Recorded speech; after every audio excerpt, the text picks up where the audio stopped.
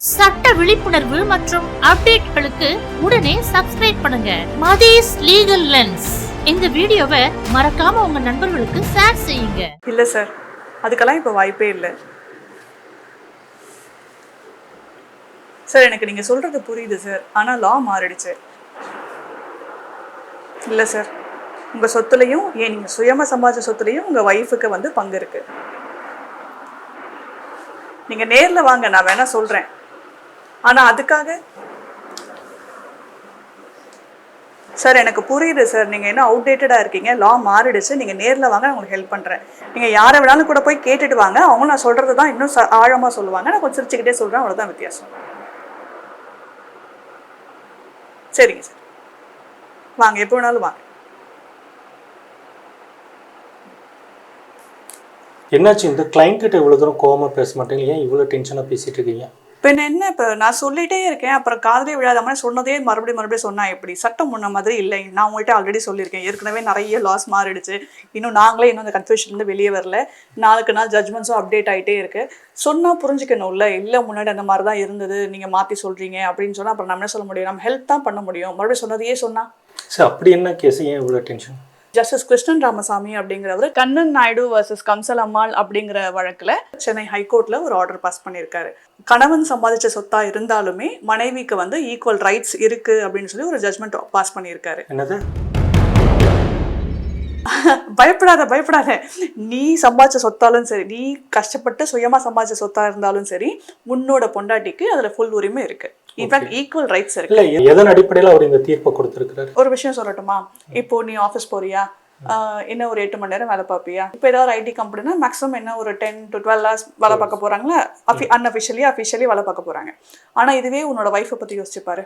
மார்னிங்ல இருந்து நைட் தூங்குற வரைக்கும், ஏன் தூக்கத்துலையும் கூட கனவு வரும். ஃபார் எக்ஸாம்பிள், ஒரு பொண்ணு வீட்டில் என்னென்னலாம் வேலை பார்ப்பான்னு நினைக்கிறேன்? குழந்தைய பார்த்துக்கிறது, வீட்டை கிளீன் பண்ணி சுத்தமா வச்சுக்கிறது, சமையல் வேலை, துணி துவைக்கிறது, அது ஏகப்பட்டதுக்கு படவு செலவு கணக்கு, என்ன எக்ஸ்ட்ரா போயிட்டு இருக்கு. ஓகே, காலையில ஆரம்பிச்சு பால்காரங்க வந்தாங்களா, வீட்டில் எல்லாமே இருக்கா, சமையல் சரியா நடக்குதா, இது செஞ்சுட்டு இருக்கும் போது மைண்டில் குழந்தைக்கு ரெடி பண்ணணும், குழந்தைக்கு இது பிடிக்கும் அது பிடிக்கும் அப்படின்னு மாற்றி பார்க்கறதுல இருந்து எல்லா வேலையும் பொறுப்பையும் ஒரு பொண்ணு தலையில சுமத்திக்கிறா. ஃபார் எக்ஸாம்பிள், நீ சொல்ற மாதிரியே சமைக்கிறதுக்கு ஒரு ஆளுன்னு வச்சுக்கோ, வீட்டு வேலையை பார்த்துக்கிறதுக்கு ஒரு ஆளுன்னு வச்சுக்கோ, அதுக்கப்புறம் வீடு மெயின்டைன் பண்ணுறதுக்கு ஒரு ஆள், பாத்திரம் தேய்க்கிறதுக்கு துணி துவைக்கிறதுக்கு ஒரு ஆள் வச்சுக்கிட்டா கூட ஒருத்தருக்கு 10,000 ரூபாய் மினிமம் சம்பளம்னா கூட சரி, இவ்வளோ பேருக்கு நீ எவ்வளோ சம்பளம் கொடுப்பேன்? குறைஞ்சது ஒரு 50,000 ஆயிடும். ஸோ அப்போ இது எல்லாத்தையும் ஒரே ஆள் மெயின்டைன் பண்ணுறாங்க. அதையும் எல்லா தலைமையில சுமத்திக்கிட்டு உன்னை பீஸ்ஃபுல்லாக வேலை பார்க்க விட்டாதான் நீ உன்னோட ஆஃபீஸில் போய் ஒழுங்காக வேலை பார்க்க முடியும். நீ ஒழுங்காக வேலை பார்த்தா தான் உனக்கு சம்பளம். அந்த சம்பளத்துலேருந்து நீ வாங்குற சொத்து தான் அது. ஸோ இப்போ சொல்லு, அந்த சொத்துல மனைவிக்கு சமப்பங்கு இருக்கா இல்லையா? அப்போ நீதியரசர் சொன்னது கரெக்டாக தானே இல்லையா? இப்போ உங்களுக்கு என்ன 365 நாள் உங்களுக்கு வேலை இருக்குமா? வேலை இருக்கும், 305 வேலை இருக்குமா? சண்டே வீட்டில் லீவில் தானே இருக்கீங்க. ஆனால் எங்களை பற்றி யோசிச்சு பாருங்க, எதுவுமே கிடையாது. ஸோ எங்களுக்கு சமப்பங்கு இருக்குங்கிறது கரெக்டு தானே? இன்ஃபேக்ட் சண்டேங்கிறது, சண்டை போடுற டேங்கிறது மெஜாரிட்டி பேருக்கு தெரியாது. வீட்டு வேலை யார் பார்க்குறா, யார் பார்க்கணும். ஒரு நாள் கடைக்கு போக சொன்னாலே உங்கள் முகம் அவ்வளோ சுழிக்கிறீங்க நீங்க எல்லாம்.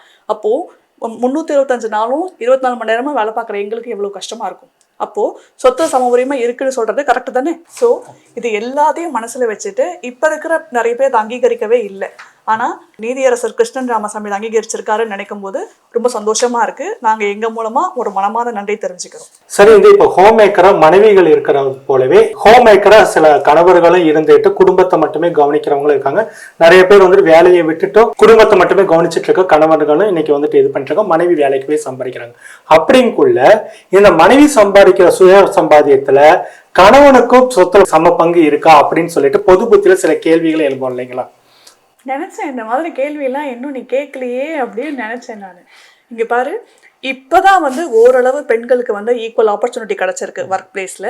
சில விஷயங்கள் தடங்கல்களை தாண்டி இன்னும் பெண்கள் தான் வேலை பார்த்துட்டு தான் இருக்காங்க. சில இடத்துல குடும்ப தலைவிகள்லாம் மேலே தலையெடுத்துட்டு தான் இருக்காங்க. ஸோ அப்படி இருக்கும்போது லாங்கிறது காமன். மேலா இருந்தாலும் சரி ஃபீமேலா இருந்தாலும் சரி. ஸோ எந்த அளவு கான்ட்ரிபியூட் பண்ணியிருக்காங்க ஃபேமிலிக்கு அப்படிங்கறத பொறுத்து தான் இது எல்லாமே.